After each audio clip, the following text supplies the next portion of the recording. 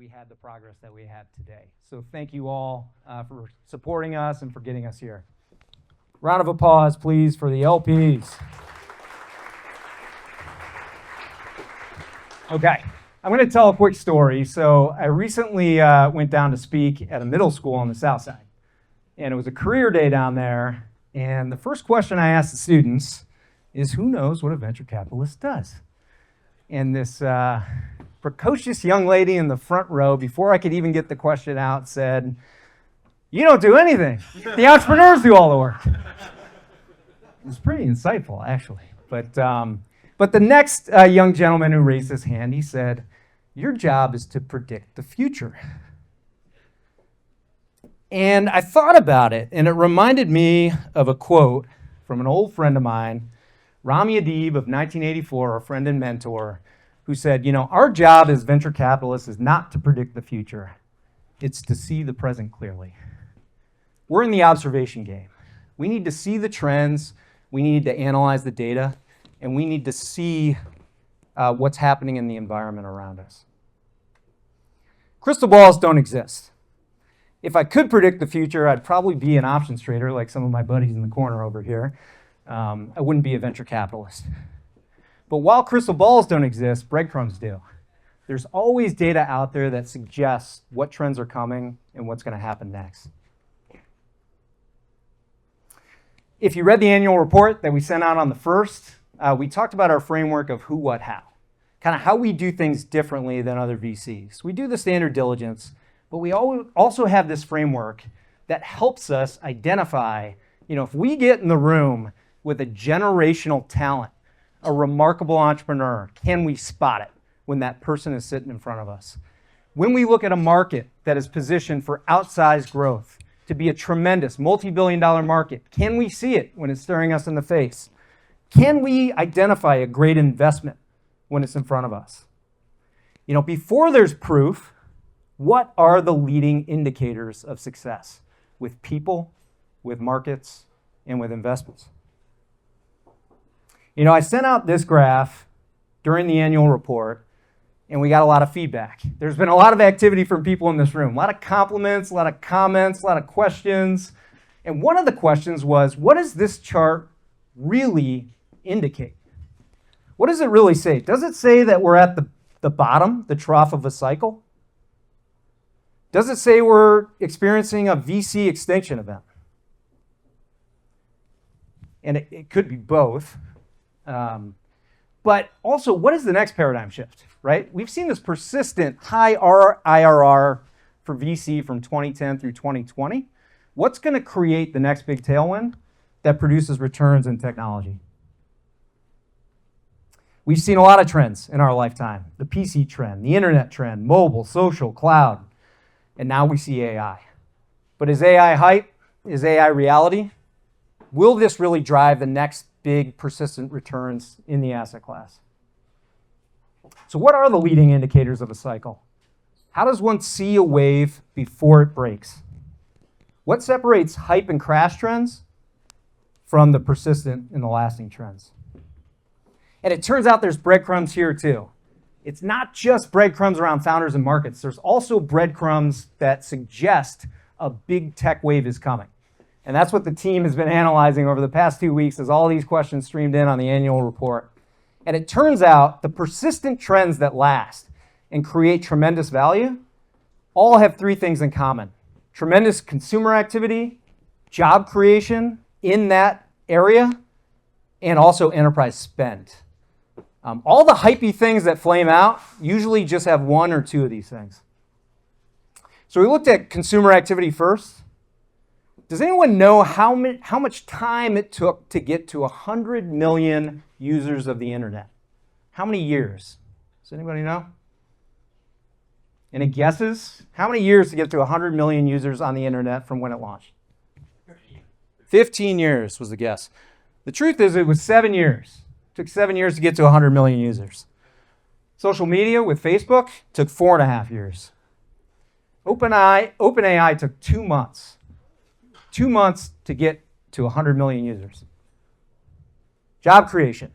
The number of new jobs that were created in the first 5 years from a consumer launch of a tech platform, the internet had 53 million jobs with the title internet involved in it. OpenAI in just 4 years, less time, has had 100 million jobs that are AI affiliated. Finally, enterprise spend. This is a bit of a cop-out, so we weren't able to pull data on enterprise spend, so I can't share that with you today. But what we do have is the number of mentions in earnings reports. So nearly half of the S&P 500 is talking about AI, how they're going to integrate it into their spend. And we're going to have to spend a couple weeks scraping historical reports to get what this looked like for the internet wave, as well as what it looks like for AI. So AI is not new. You know, there's infrastructure, there's the model layer, there's the application layer. We all know about infrastructure. NVIDIA is now the second most valuable company in the world. It's a pretty mature market, right? This has been around for 10 to 15 years. AI is not new.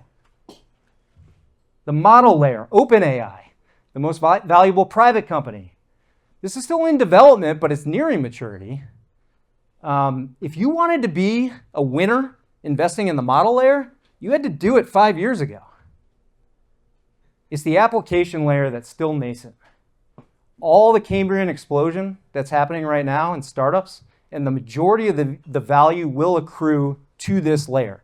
There will be more players. It's not going to be oligopolies like the ones above it, but the majority of value will happen at this layer, and it's all happening right now. So like these previous tech waves, we're going to see all this value accrue to this application layer, and that's where the data resides. AI is only as powerful as the data behind it. So is it hype? Is it reality? It's probably a little bit of both. You know, there's a lot of garbage out there. There's a lot of compelling tech companies out there, but you got to know where to look, and you got to be able to see the breadcrumbs. So what's the job of a VC? You know, it's to see the present clearly. And now is the time. If we wait until it's obvious, it's going to be too late.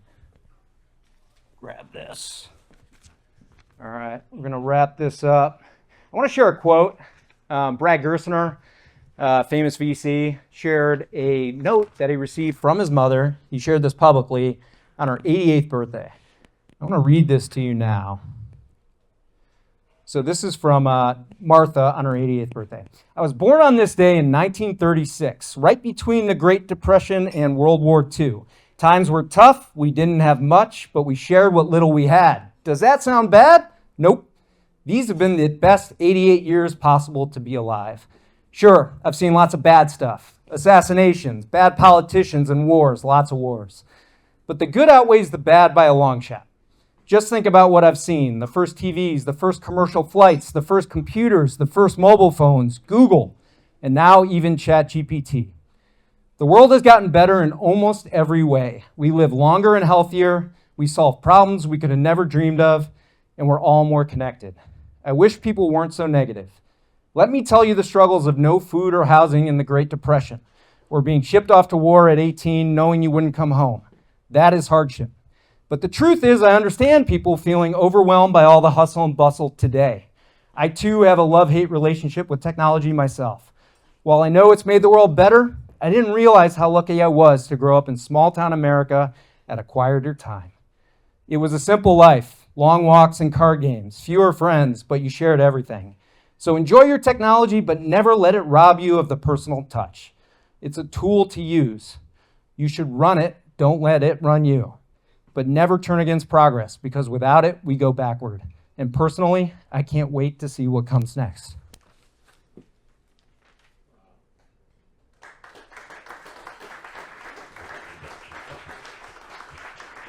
Okay, we're going to get on to our speaker. A couple messages from this. You know, one that came through for me from her note was gratitude. I'm really grateful for the connections in this room. Technology is great, but it all doesn't mean anything without relationships.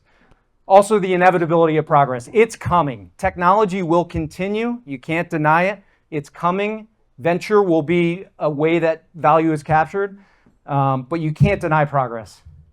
And finally, the human connection piece. We're all here together. It's meaningful. We don't do this over Zoom for a reason. The human element in all these things is critical. And that brings up our next part of the presentation. So behind every great success is that who. We talked a lot about this who framework. There is a human behind every great company. These companies aren't just monoliths. There's a great person. And I want to introduce one of these great people. I was running a podcast with Heidi Roizen of Threshold Ventures, and she said, you have to meet Kristen Faulkner. She left venture capital to start a brand new sport, a sport she hadn't done ever in her life, and she's trying to achieve great things. You know, VCs often come from athletics, or come from science, or come from great places, but rarely do you find a VC that enters a brand new sport later, you know, in the life of typical people that enter a sport. And with that, I want to introduce our special guest speaker, Kristen Faulkner. A fabulous setting for the start of this women's road race. 4-hour race covering almost 100 miles. For Team USA number 33, Kristen Faulkner, who just started racing her bike less than a decade ago. She's now at the front of the bike race. Oh, what a compelling finish, and there goes Faulkner. There she goes. She launches the move up the left-hand side of the road. She is about to author the upset of a lifetime. And Kristen Faulkner in the shadow of the Eiffel Tower with a landmark U.S. gold medal in the women's road race. Their speeds are up right around 40 miles per hour. They cover the length of a football field in about 5 seconds. Now the parents of Kristen Faulkner are watching on. The final lap, a lung-busting, heart-stopping surge. Team USA, an epic gold medal as American cycling rides to another glorious golden moment in Paris. Kristen Faulkner shocked the world by winning gold in cycling this weekend. First American to medal in 40 years. Is this how you saw the movie playing out? You with 2 gold medals at the end? I came here today and I really believed it was possible, and we made it happen. At an age when many Olympic athletes are considering retirement, Kristen Faulkner instead found her passion. At Harvard, where she studied computer science, she rode crew. Still, no cycling. Then she moved to New York City, starting a job in venture capital. I still needed to have that outdoors fix that was such a big part of my life. She had a meteoric rise in the sport, quitting her job to race as a pro in Europe only a handful of years after cycling for the first time. There seems to be a moral to this story. It's never too late to pursue your dreams. I was in my late 20s when I became a professional cyclist, and I'm in my 30s at the Olympics. And so I definitely think if you are passionate about something and you're willing to work hard and take feedback and learn quickly, then it's never too late to start anything.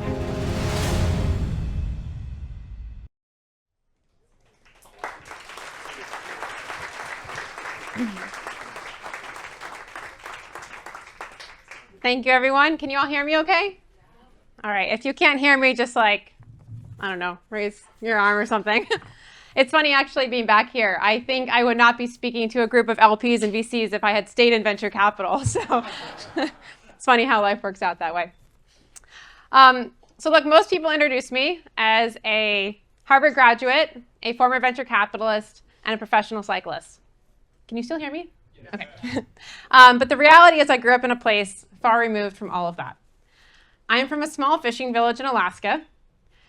I spent my summers hiking to glaciers, sleeping in log cabins with no running water or electricity. My hometown is known for fishing, fishermen, artists, and writers. I had never discovered computer science or venture capital until college. At Harvard, I spent my time bouncing between different social communities. I was part of the rowing team. I was part of the computer science nerds, the outdoorsy crowd, the aspiring entrepreneurs. And so I often felt like I was bridging multiple worlds at once. This was true in politics as well. Alaska is a very conservative state. Massachusetts is a very liberal state. So no matter what I believed, I was going to disagree with 50% of the people in my life. I learned from a young age what it means to have conviction in my ideas and trust myself. I also learned what it means to spend a lot of your time as an outsider. When I moved to New York City after college, there were more people on my square block than in my entire hometown. I definitely know what it feels like to be an outsider. But during my 4.5 years in venture capital, my background as an outsider actually became my greatest advantage. Growing up, I did not spend summers interning at tech startups or going to coding boot camps. Instead, I spent summers bussing tables at a restaurant, which was actually a promotion from cleaning toilets in the hotel, which I did for many summers. But that experience in the restaurant, it taught me a lot about the restaurant industry. And it also led me to source my first VC deal ever, which was Restaurant 365. At the time, a lot of VCs were really skeptical of the restaurant industry. It's fragmented, it's low margin, and most restaurants fail. But because I had spent so many summers in the restaurant industry, I understood exactly why this particular deal was special and why it was poised to succeed. Restaurant 365 was not a typical Silicon Valley story. It was founded by 3 Mormon friends in Southern California who had bootstrapped the company for about a decade as a services business. Most of my VC partners at the time expressed skepticism of the founder's background and experience. But I believed that as outsiders, they could be successful because I too was an outsider.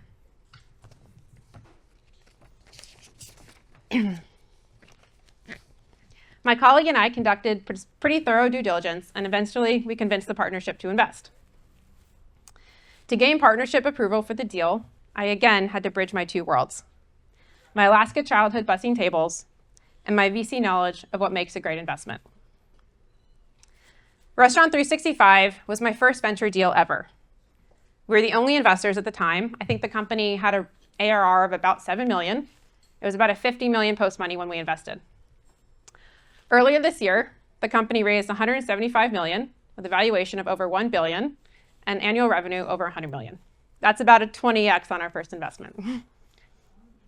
Bussing tables in Alaska did not hold me back from being a great VC. Instead, it gave me insights about an industry that others did not have, and it allowed me to find a deal that no one else was looking at.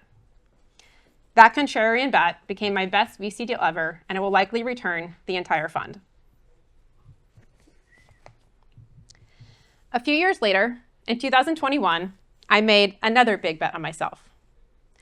This time, I left my career in venture capital to pursue cycling full-time. In cycling, I was a complete outsider. I had only started cycling less than 4 years prior when I attended an introductory cycling clinic in Central Park for women, where I learned how to clip into pedals and ride around cones. Meanwhile, most professional cyclists had been racing since they were teenagers. No one in my friends or family came from the cycling world, so they didn't really know what I was doing. At the time, there was no TV coverage of women's cycling, no women's Tour de France, and I was offered a $7,000 stipend my first year as a salary. On top of that, I had been accepted to Harvard Business School 2 years prior, and this was my last chance to accept the offer. A lot of people in my life told me I was making a mistake. They said I was wasting my Harvard education, probably wasting a few years of my life, and potentially even having a quarter-life crisis. It was a really lonely experience at the time because so few people supported my decision. But I had a gut feeling I had to do this. So I packed my bags, I told Harvard Business School I would not be attending, and I moved to Girona, Spain, a place that I had never visited before. I had no friends, no connections, and I did not speak the language. I was very much in over my head. The only thing I had was a childhood dream to go to the Olympics and a year of savings to last me.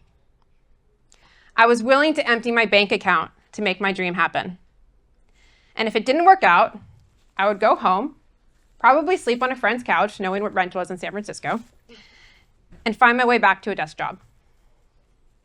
I was willing to risk it all, and I did risk it all. My decision was not rational to anyone. But to me, I had no other choice. I couldn't spend the rest of my life knowing that I didn't pursue my greatest life dream. I had spent my entire career betting on entrepreneurs, and now it was time to bet on myself. So at 28 years old, I took everything I'd worked my entire life for, and I left it all behind to start from scratch.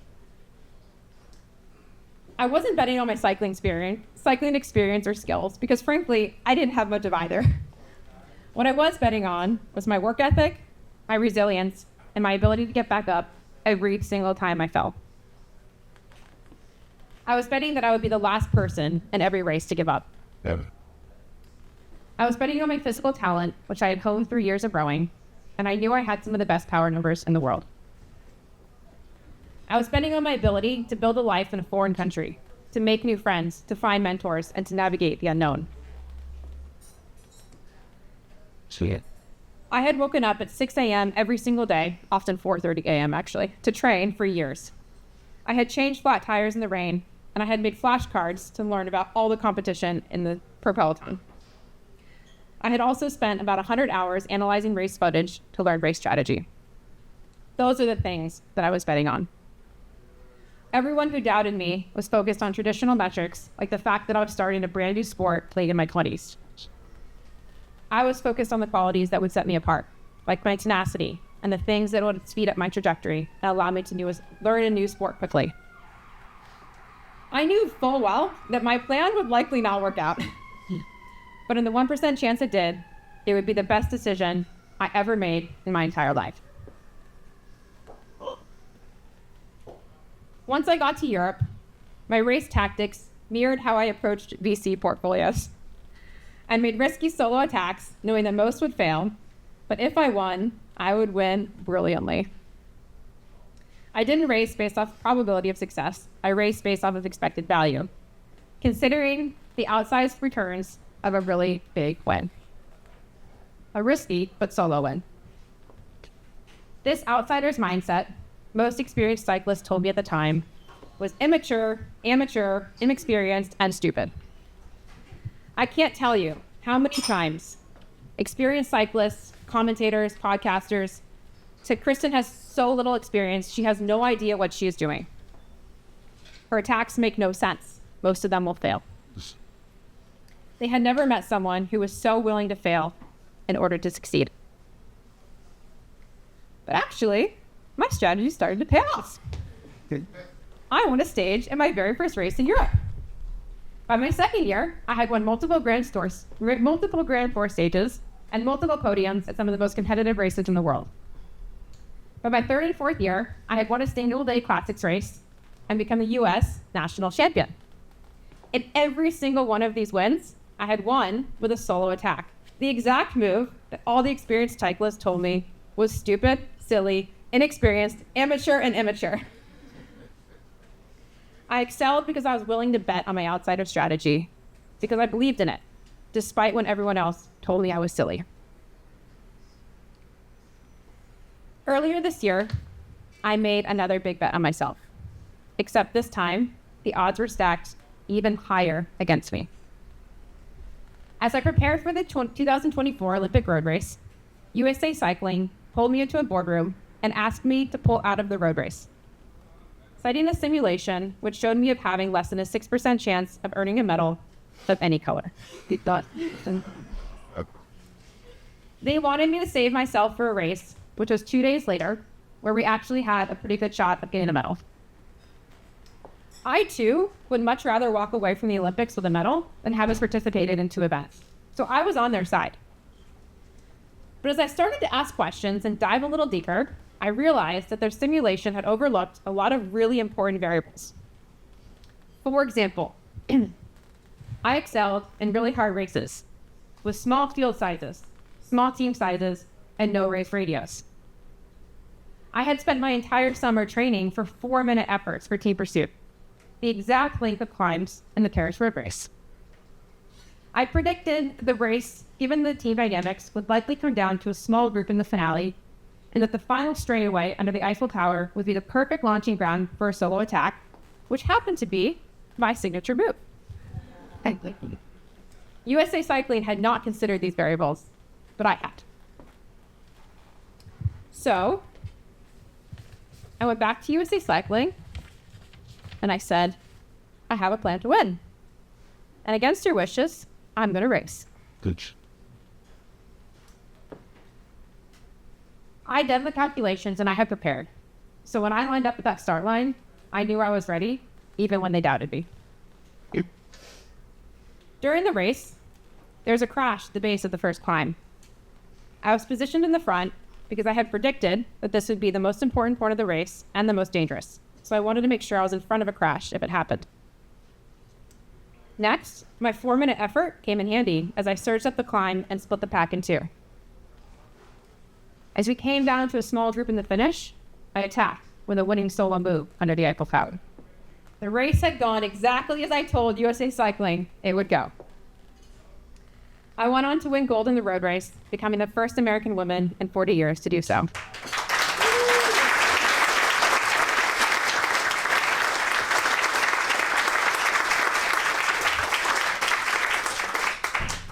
Two days later, I won another gold medal in team pursuit, becoming the first woman to win 2 gold medals in 2 disciplines at the same Olympics.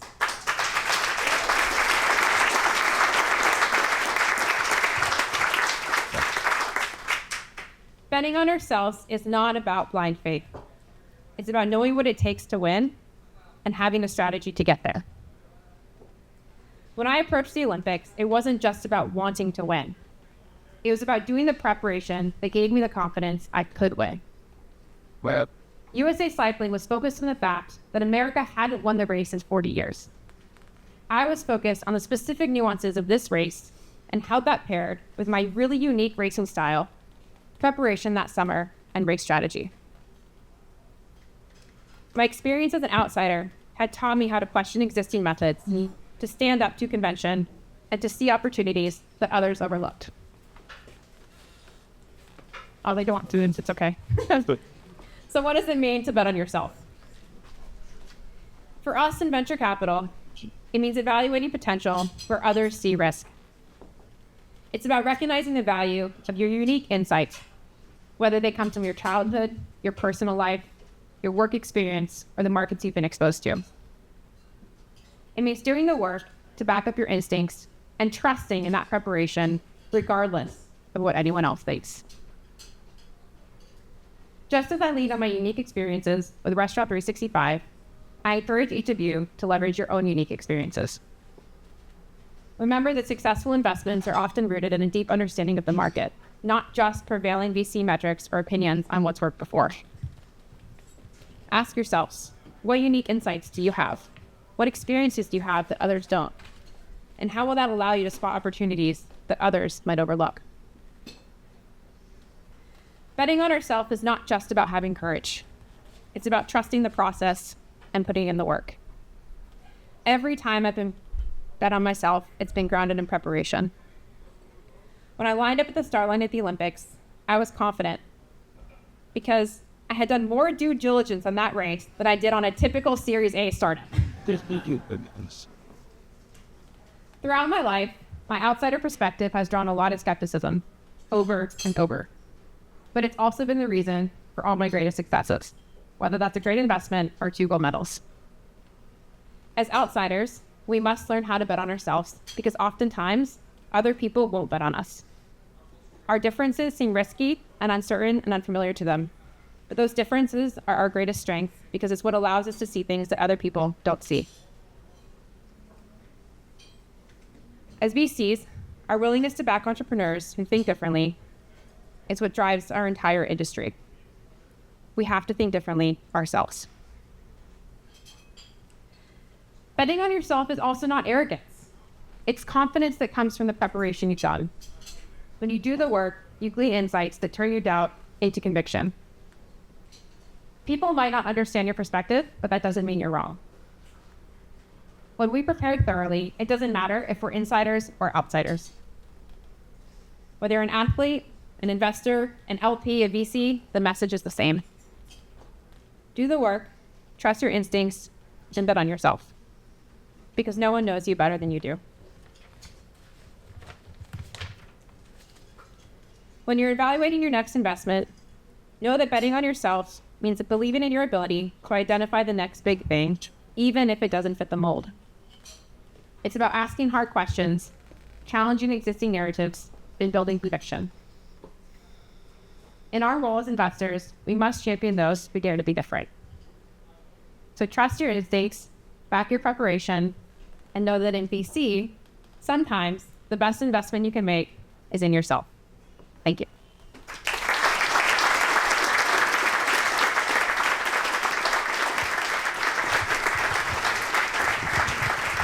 All right, give it up for Kristen Faulkner, gold medalist.